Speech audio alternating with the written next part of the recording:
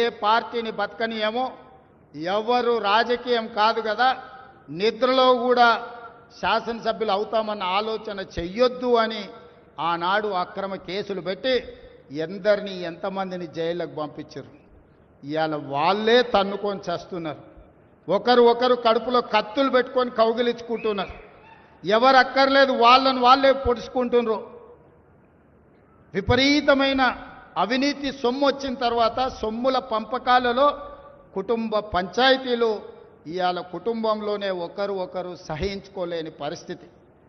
ఒకరి మీద ఒకరు యాసిడ్ దాడులు చేసుకోవాలని ఒకరిని ఇంకొకరు నవ్వుతూనే కడుపులో కత్తులు పెట్టుకొని కౌగిలించుకునే పరిస్థితులు ఈ రాష్ట్రంలో దాపురించినాయి. పాపం ఊరికే పోదు. పెద్దలు చెప్పిండ్రు, చేసుకున్న వాడికి చేసుకున్నంత మహానుభావ అని చెప్పిండ్రు. చేసిన పాపాలు ఎక్కడికి పోవు, ఖచ్చితంగా ఆ పాపాలు వెంటాడుతూనే ఉంటాయి. వాళ్ళు అనుభవించి తీరాల్సిందే. ఆయన వెనకాల ఈయన ఉన్నాడని, ఈయన వెనకాల ఆయన ఉన్నాడని నేను ఒక మాట చెప్పదలుచుకున్నాను. అంత చెత్తగాళ్ళ వెనకాల నేనెందుకు ఉంటానయా? నేను నాయకుడిని ఉంటే ముందుంటా, మా వాళ్ళకి తోడుకుంటా.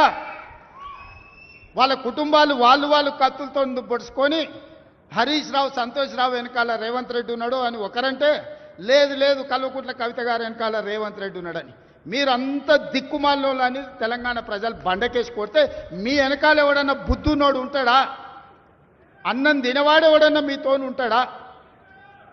నేను ఉండేది పాలమూరు జిల్లా 4 కోట్ల తెలంగాణ ప్రజల వెనుక ఉంటా, తోడుంటా, వాళ్ళ కోసం పని చేస్తా. నాకంత సమయం లేదు ఇంత పనికిమాలతో కలిసి. లేకపోతే మీకు మీరే పంపకాలలో వచ్చిన పంచాయతీలు మీరే పొడుచుకుంటారు. మేము చూస్తే చాలు. జరుగుతున్న పరిణామాలు అందరికీ తెలుసు.